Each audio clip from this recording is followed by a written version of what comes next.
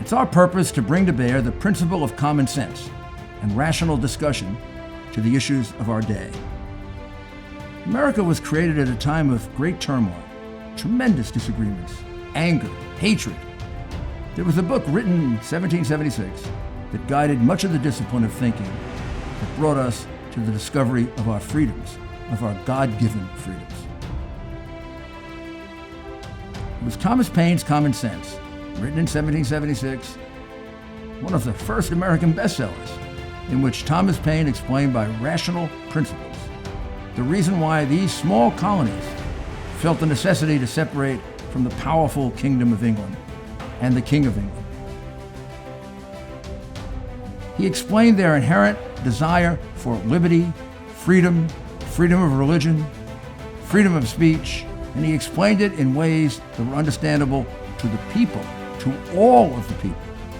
A great deal of the reason for America's constant ability to self-improve is because we are able to reason, we're able to talk to each other, we're able to listen to each other, and we're able to analyze.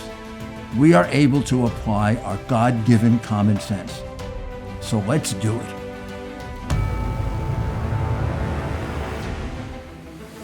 This is Rudy Giuliani. I'm back again with another episode of Rudy's Common Sense. And today we have with us an extraordinary guest, the architect of probably one of the biggest surprises in American political history, the victory of Donald Trump against 17 Republicans in the Republican primary, which on the day he started, I think was 100-1 in Las Vegas against it.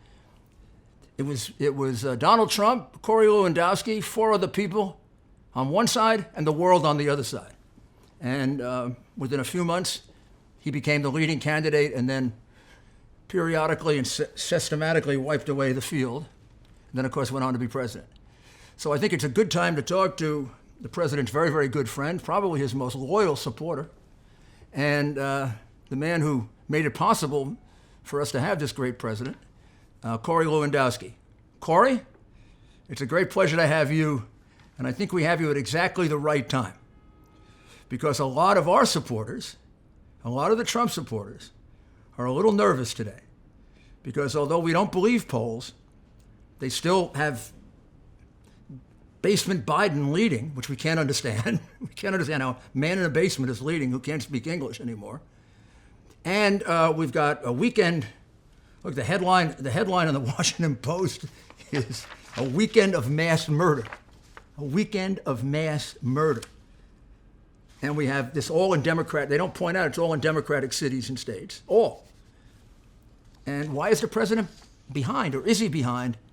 And how do we, since you did a miracle once before, how do we do it again?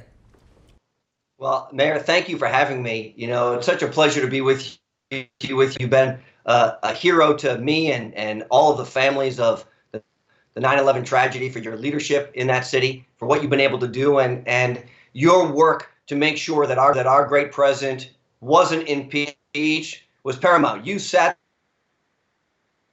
witch hunt. Now it's just one more attack on this president, Mayor, and now the attack is he's losing in the polls. It's the same thing you and I witnessed in 2015 and 2016. We call it the full Rudy Giuliani, the full Ginsburg. When you go on every Sunday show and you push back against the fake narrative, you were there to do it. And we need it again because the narrative against this president is worse than ever. So what does he have to do to turn this around? I think I know what you're going to tell me, but I want you to reassure our people. Well, I think first and foremost, this president has to outline what his vision for America in a second term looks like. We've seen the success that he's had in the first term, and many people don't want to talk about it, but what he's done to the federal judiciary, fundamentally transformed it with over 200 federal judges, lifetime appointments. That is going to pay dividends for a generation to come. But what we need to do is we need to remind the American people of what the economy was when Donald Trump came into office. All the pundits said the stock market would drop to a fraction of what it was, and it went the other way. He has to lay out his vision for America, just like Ronald Reagan did in 1984. So we see polls like Black Lives Matter has a higher approval rating than the president, Biden, the Congress, just about anybody but the military. How can that be? I mean, they're behind this violence. They've been preaching this violence for years. They don't care about black lives other than the people who were killed by the police. How did that narrative get ahead of us so that we're not getting the reaction we used to get when there were riots, which is you'd go back to the law and order candidate? Well, it's very, very simple. Look, it's easy to sell salacious stories and to blame this president, to call him names, a misogynist, a racist, whatever you want to say. Hey, but the facts are very different. Look, the American people, I believe, Mayor, come down on the side of the police, just like I did when I was a police officer in the state of New Hampshire. We are the first line on that thin blue line, as your listeners know. The people who protect you from the evils that are out there. And 250 million Americans called 911 last year for some type of emergency. And it didn't matter if you were white or blue, green, orange or black, purple or yellow, the police respond every time. And this notion that first, some people want to defund the police, and second, that Black Lives Matter above all else doesn't really make sense to people who don't look at things through a racist prism. You know, when you are in the military and you are working with people side by side who have enormously different backgrounds from you, whether they are rich kids or they're the son of the vice president of the United States or they grew up in the poor south side of Chicago, it doesn't matter. What matters is you're a team. And if we can instill that type of confidence in everybody, then it's not about black lives or white lives. It's about all lives mattering. And I really think that's what we have to get back to. Corey, it seemed this weekend at the rally for the president that the campaign kind of like was on hold for 2 or 3 months, like pause on a DVR machine. And now we started again. And the question is, can the president revive what was going on before the pandemic, before the riots, and bring us back to something like the economy that we had, which was the best America ever had? I mean, can that happen? And can that turn into a political reality in time for the election? Well, I hope so. And the truth is, Donald Trump is best when he's talking directly to the American people, when he is out in front of the American people without the biased media attacking him. He has to bring our economy back, and he has to remind the American people of what he built in the first 3 years. Does he have to bring it all the way back or head it in the direction of coming back? The way 2 weeks ago we got job numbers that showed we were headed in the right direction quite dramatically. If he continues to do that, but we don't quite get to where we were, do you think that is good enough? I think it gives Americans a sense of hope that there is a path forward. And look, in the first 3 years, people saw 401k skyrocket, and then they took a little bit of a dip. But what we know now is that with the job numbers that the pundits were so wrong on, and the economy coming back to life, people are looking at their 401ks and their retirement plans again and saying, thank you, Donald Trump, for opening the economy. Thank you for making us richer as a country. And thank you for making us the envy of the world. And that's what earned you a second term in the White House. Now, we also had a weekend not only of his rally, which gets criticized because he had less than a full House, although he had more people than anybody in American political history could ever draw. It's like he set the standard so high that he's almost a victim of his own success. I mean, if he hadn't had those 40,000 people rallies, this would have looked like one of the biggest rallies ever. But I believe that his losing those rallies for the last 2 to 3 months is probably the biggest reason that he lost momentum, because he needs those rallies because it's the only way he can honestly communicate. So tell me how you came up with the idea of the rallies. How did it start? I mean, this is a whole change in American politics. You were there at the beginning. Tell us how you came up with the idea of these rallies, which now are like, I don't know, it's like the Ed Sullivan Show.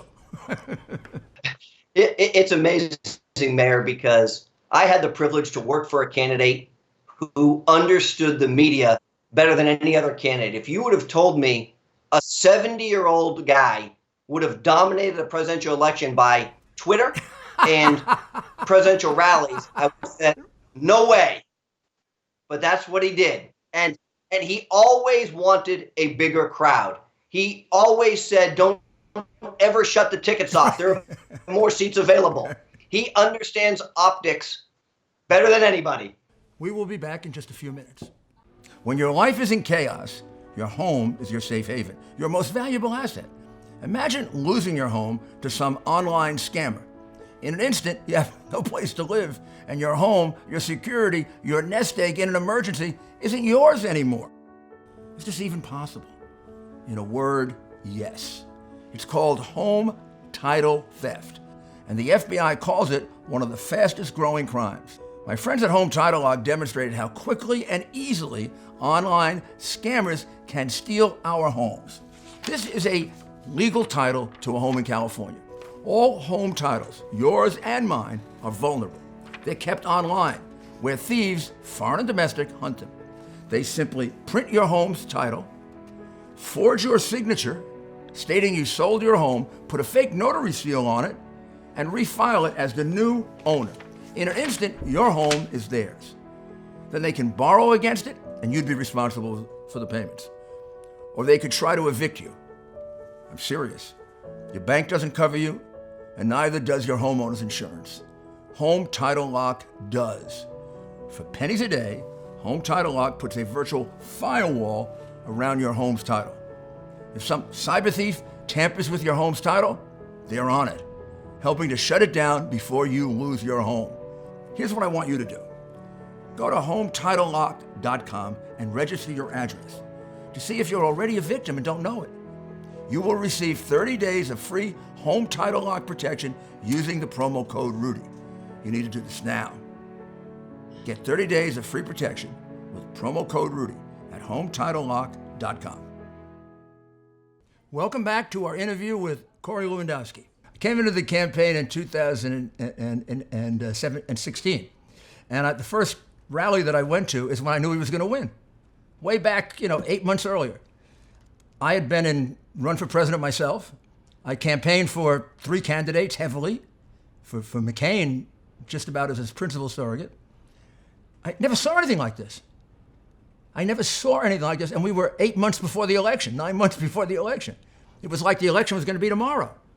And we drive up, there are about 15,000 people outside in Ohio, and I said to him, Donald, because I could call him Donald then, I said, Donald, you better wait until these people get inside. And he just, like a matter of factly, he said, there are more people inside.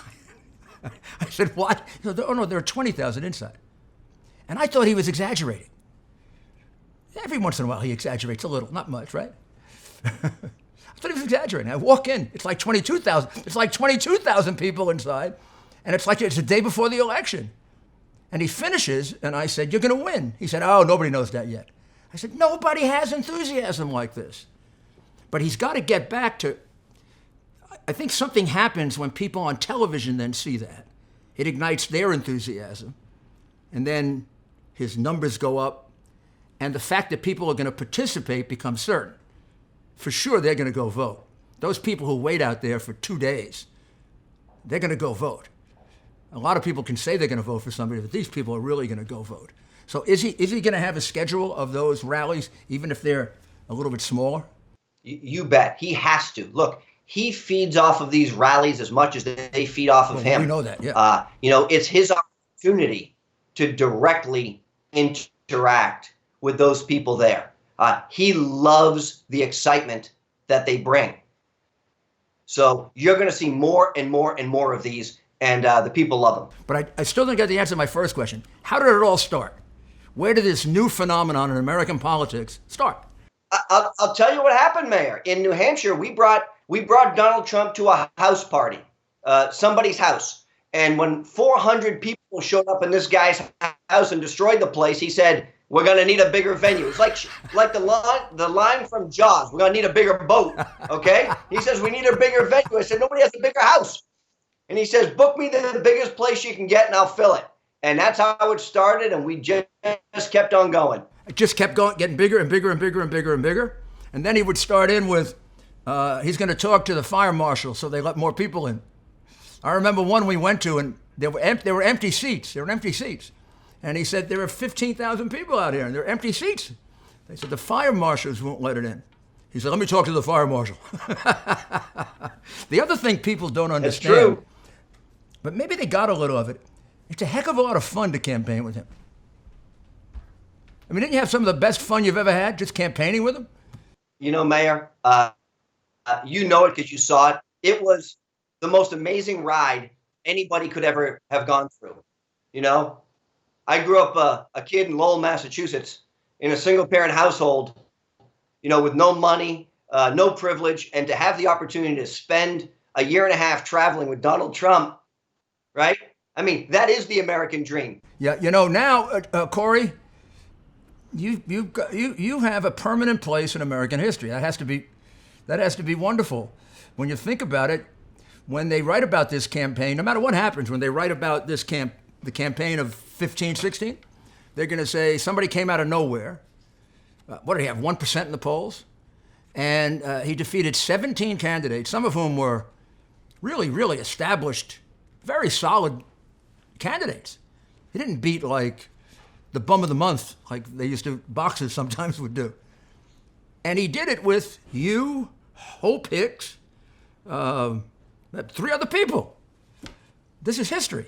He will now change the way American candidates have to campaign. And I think the other reason that these things are so important to him, it has to contrast with Biden, who basically doesn't want to get out of that basement. Well, you know, Mayor, when Donald Trump campaigned, he revolutionized the way we did it. You know, everybody did it the old-fashioned Hillary Clinton way, where you had 75 offices in Florida, and everybody did it that way. He said, no, we're going to do it a different way. We're not going to do 75 stops. We're going to bring the people to me as opposed to me to the people. We didn't go to 99 counties in Iowa. We went to 16 counties, and the rest of those people came to see Donald Trump. And he could do that because of his star power. We had fun. Look, the concern now is Joe Biden is running the Hillary Clinton campaign. That's exactly, he is the biggest swamp creature to ever run for Washington, D.C. politics. Joe Biden is. So we have to define him, and we have to let the president, I call him the greatest racehorse ever to run. You got to let him run. You got to just hold on tight. I love that. Guide him into the corners a little bit. Hold that bridle, but you got to let him run. So I'm a little older than you, and I go back to Ronald Reagan, who I work for. And I remember when he's running for re-election, and he had that first debate with Mondale, and he was prepared for it for, 2 weeks. Every advisor. And even Ronald Reagan, who had been president for 4 years, great accomplishment, great speaker, the guy goes into the debate completely confused. Every advisor wants to say something different. They want him to be different, and Mondale won that first debate. Everybody thought, oh my God, he's going to have an upset. And Mrs. Reagan came in for the beginning of the next debate preparation, and she said exactly what you said. She looked at all of them, she threw most of them out of the room, and she said, I want Ronnie to be Ronnie. Ronnie, you got very far that way. Just be Ronnie. And then he whipped his you-know-what in the next debate. And the same thing is true with him. But I would think people would have confidence in him now, because pretty much when he's himself, he wipes the floor with the other candidates. So tell me how we're going to deal with the women's. Everyone is worried about the women's vote in the suburbs. Is there a special appeal, or is it just explaining him the way he is that overcomes some of the sharp edges that seem to bother them? Well, Mayor, the truth is there are women in the suburbs, college-educated women, who don't like his rhetoric. But what they do love, and the media doesn't want to talk about this, is that he is the law and order candidate. Because those women, just like the rest of most of America, care about the safety and security for their families. It's the paramount thing that drives them. And many of those women in the suburbs also are small business owners. And we have these marauders going through the streets, throwing bricks through windows, looting stores. No one wants to talk about the fact that suburban women don't agree with that, nor does most of America. So when they have to make a decision, Do they want the safety and security for their family with an individual who might say some things that are a little rough around the edges? Their answer is, I want a safe home and a safe environment. And if Donald Trump says a couple things I don't like, we're willing to tolerate that, as opposed to the exact opposite, which is chaos, bedlam, pandemonium, and no safety. Yeah, I think that's exactly right. I think from the very beginning, there are always people that are telling him, you got to change, you got to be softer, you got to make a special appeal to them. I think one of his great strengths is he doesn't make special appeals. He doesn't play the identity politics, divide everybody and, have a Southern accent for the Southerners like Hillary used to do, or pretend to have some kind of black accent for African Americans when she spoke to them. He talks to everybody the same. He considers everybody the same. And I think that's his great strength. And basically, it's his job. He's an equal opportunist. He's an equal opportunity criticizer, an equal opportunity leader, an equal opportunity encourager. If he likes what you're doing, he pats you on the back. And when he doesn't, as you and I both know, he says, "What the hell are you doing?" Right? And this way you can work for him. You know the direction you're going in. I mean, after a while, you know what he wants. It's very clear to work for him. That's why he's a good leader. The people who work for him know what he wants. And I don't think we can emphasize enough the trouble America is in. We are right now witnessing, today you and I are talking the day after 67 people were wounded in Chicago, 11 killed. One of them is a 3-year-old, and you and I don't know her name to pray for her because Black Lives Matters doesn't matter to them. That 3-year-old doesn't matter. Or the 13-year-old that was killed, or the 4 other children that were killed in Chicago. In Seattle, the autonomous zone. What a bunch of garbage that is. That's a lawless zone. 19-year-old was killed there. That was supposed to be kumbaya, everybody happy, everybody. Well, we get reports for the last week. They're smoking dope like crazy. They're shooting dope like crazy. They're beating people up. They're taking stores over. And now we have a 19-year-old dead. And then right out of it, right next to it, another one shot dead. 11 people injured in Minneapolis in one shooting, one person dead. And in my city on Saturday, Corey, there was one person shot per hour on Saturday. I mean, that's worse than a war. This is what it was like under the last Democratic mayor of our city, David Dinkins. We had 7 or 8 murders a day until I came into office. I changed it, Bloomberg held it, and this idiot, Democrat, progressive, socialist, is ruining the city. We're going right back to the murder rates we used to have. The American people have to elect Donald Trump. We have no choice.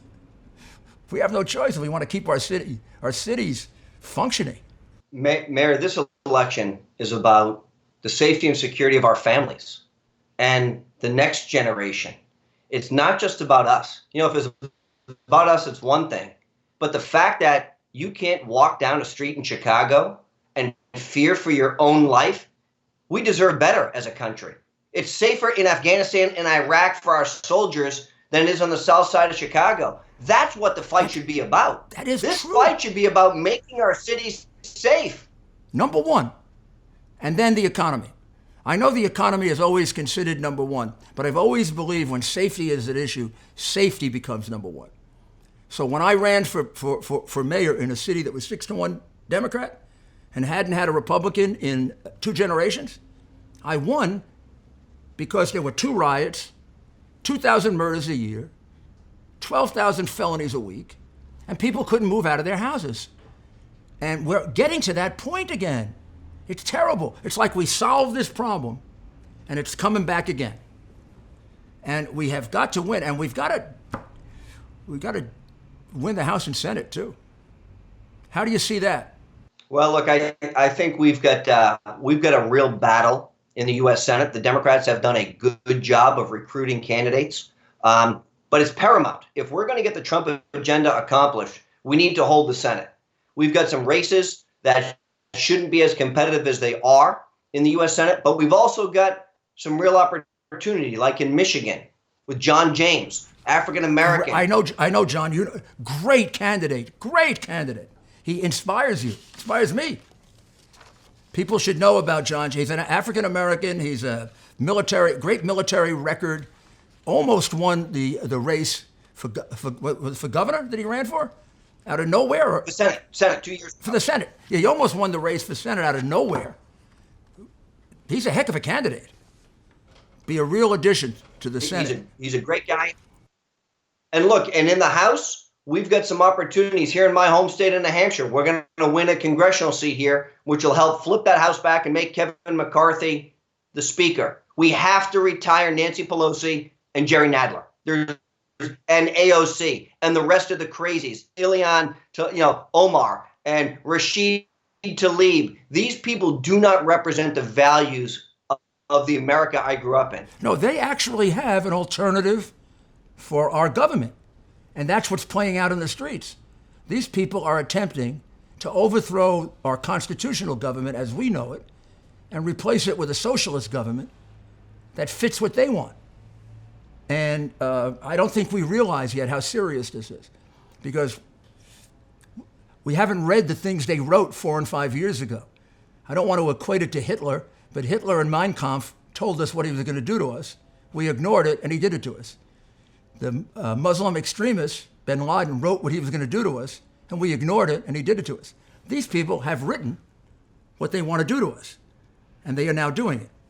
And Donald Trump is the guy that stands in the way of that, and a Republican House and Senate.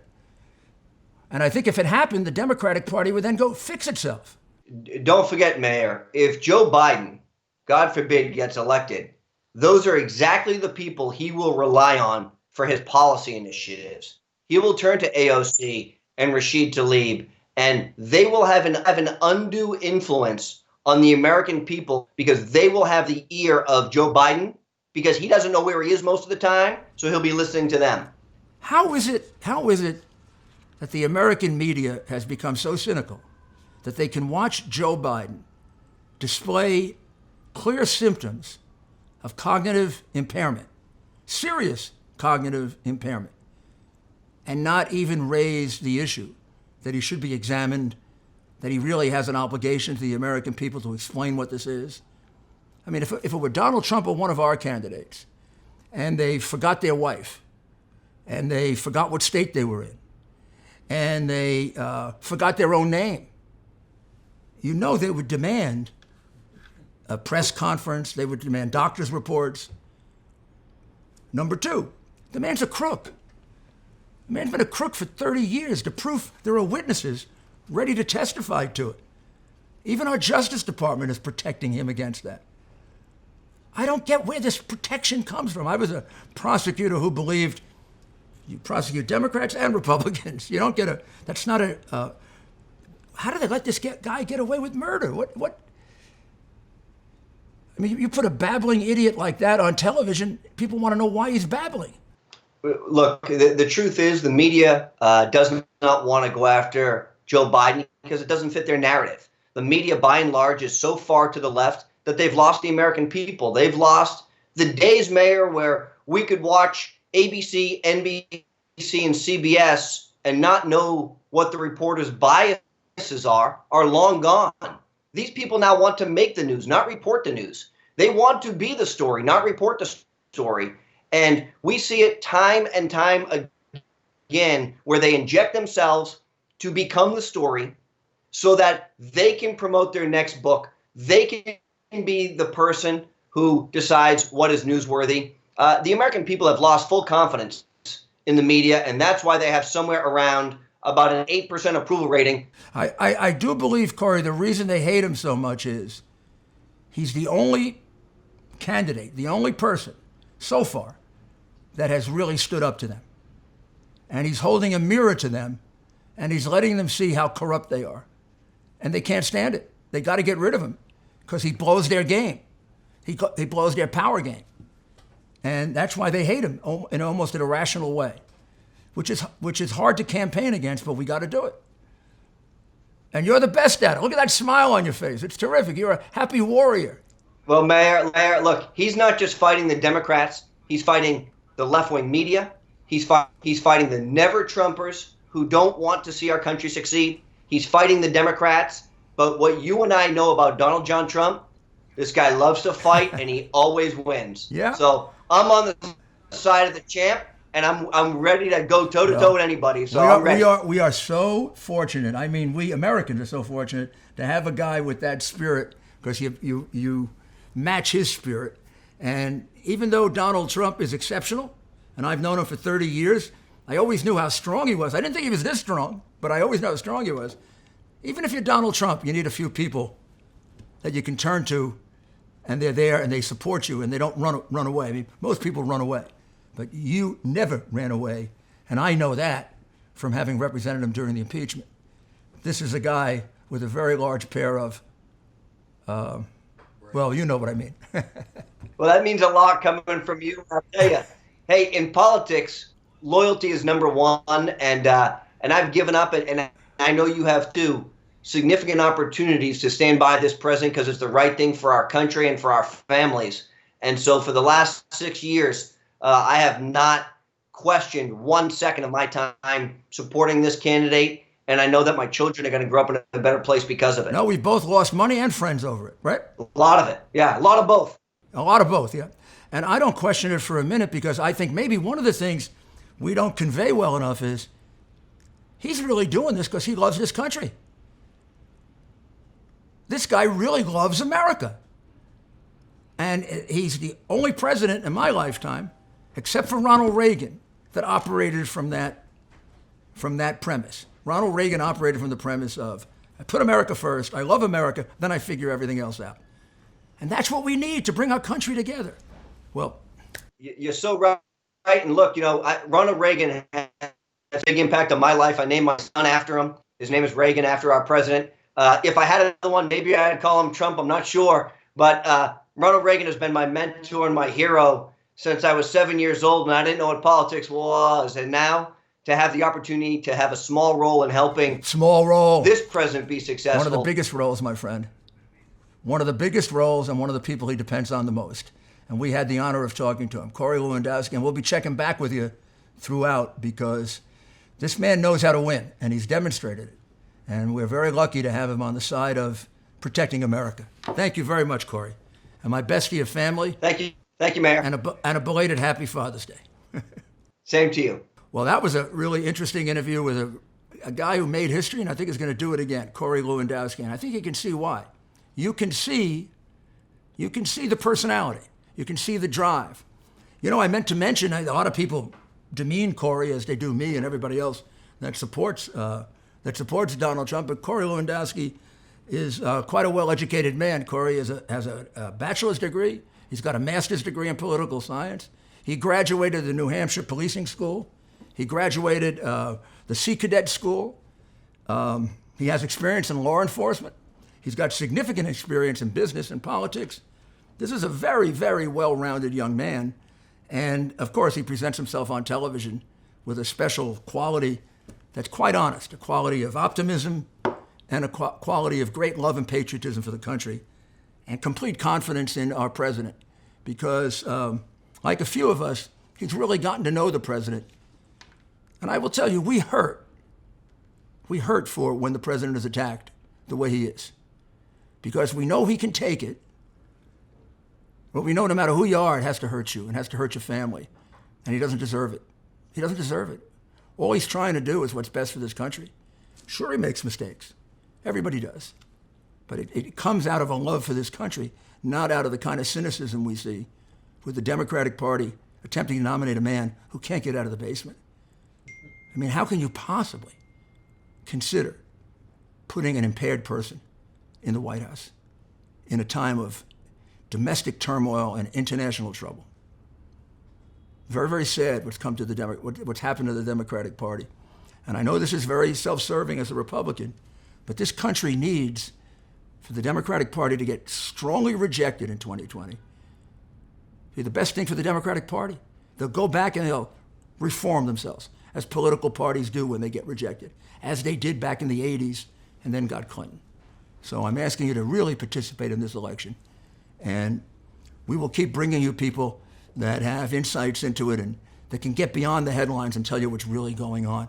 But Corey Lewandowski is one of the best, and I thank him very much. And we'll be back very, very shortly with another episode. Thank you very much for watching.